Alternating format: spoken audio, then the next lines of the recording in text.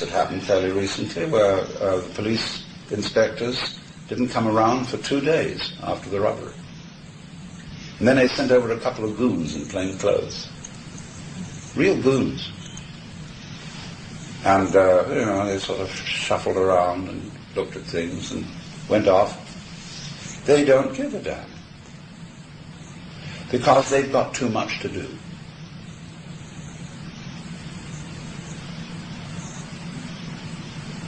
And they're underpaid. So my proposal is in general that the duties of police be restricted to 4 areas. 1, protecting us from robbery. 2, protecting us from violence. 3, directing traffic. And 4, giving aid to persons in distress. The personnel of vice squads and narcotics squads could simply be transferred to these other duties. Because in all conscience, there's enough to do in those 4 areas. Then you say, well, what are you going to do about these other things? Well, let's face it, let's be realistic. There are going to be people, there always have been people, who do silly things. It's stupid to become dependent on drugs. It's pretty stupid to gamble. But you can't stop people being stupid by law. Nor can you make people moral by law. It's the essence of Christian ideas that morality is of no significance unless whatever is done or whatever is not done is done freely. In other words, it has to be your own voluntary act. A person who is compelled to be moral is not, in Christian view, moral at all, but merely scared. And therefore, we would immensely relieve some of our social problems if we took all sumptuary laws off the books. Legitimized prostitution, gambling, and treat drug taking as a health problem. I think things like marijuana, which are relatively harmless, should be available on the same basis as alcohol. Licensed, not sold to minors, what have you. As to harder drugs, I think this is a problem for physicians and health clinics, not police, definitely not police. So, in that case, what would happen? There would be at least a temporary rise, perhaps, in the use of these things. But freedom necessarily involves risk. You cannot have a free country which is at the same time a nursery. Now here's the FDA about to prohibit the sale of vitamins above a certain strength except on prescription. What are they going to interfere with next? As an adult male who has a fair knowledge of these things, I feel insulted by the making of these recommendations into law. I feel grateful to the FDA if it confines itself to giving advice. But when laws are passed so that I can't buy what vitamins I want to buy without a doctor's prescription, I feel offended. I feel that my intellect and judgment are insulted. So I'm perfectly willing to read the books and find out what's dangerous and what isn't, or what somebody's opinion is about what's dangerous and what isn't. Because medicine is not an exact science by a long shot. But when more and more laws are passed, the situation becomes intolerable. See, we have a very naive faith in law. Everybody says there ought to be a law against it. So they make a law against it. And that makes everything more complicated. Because you can hardly move today without a lawyer to tell you what you may and may not do. Especially in business, and especially in small business.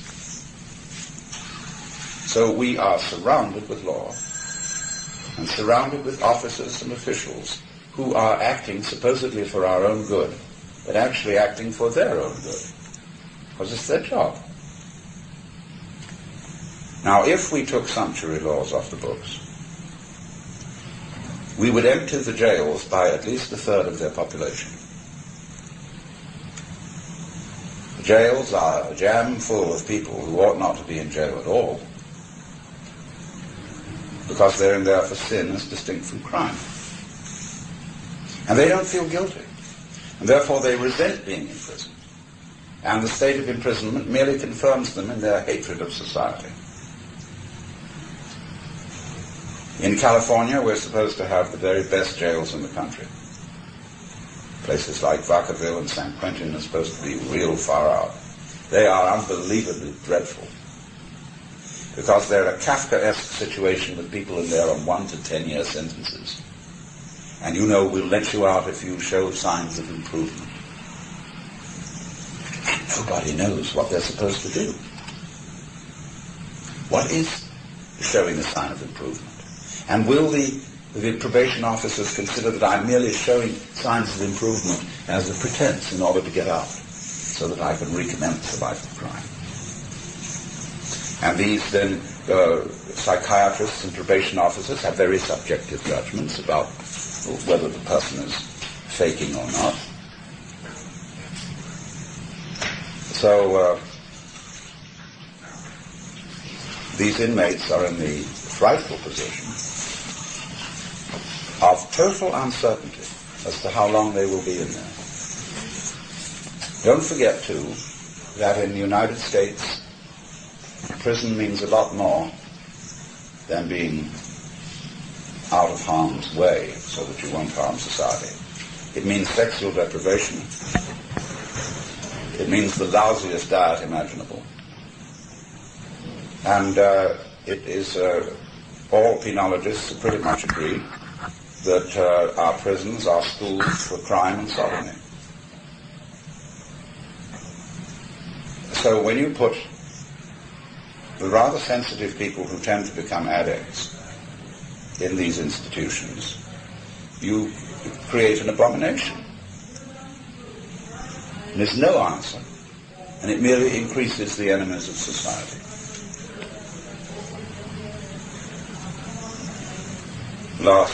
March before last, the Sixth Army sent its top brass to the Esalen Institute. Now, the Esalen Institute you may have heard of. It's what's called a human potential center, or a growth center in California, where we study everything from religion to psychotherapy to group encounter to all kinds of things, sensory awareness training. And all the top brass came down there for 10 days to study what might be alternatives to drug turn-ons. The alternative turn-on. And while the public meetings were, as usual, talks involving an immense amount of memorandumese, there was a very sensible general there, General Tolleson. And in these conferences, you know, all the valuable work is done over the coffee table and not in the public meetings. So at great length, talking with him and with the chief psychiatrist, Colonel Livingston at Letterman's, they absolutely agreed that this could not be solved by police methods. But the public is in such a state of panic and has such a naive faith in the law and law enforcement that a congressman who tries to overturn the situation is terrified of losing his votes. The drug abuse problem is a problem not of those who abuse drugs, but of society at large. And society at large has to be educated to see that those who are addicts are in fact sick, they are not criminals, and we must look very carefully at the British way of handling the problem, on which there have been some articles recently in the New Yorker that are wonderfully well informed,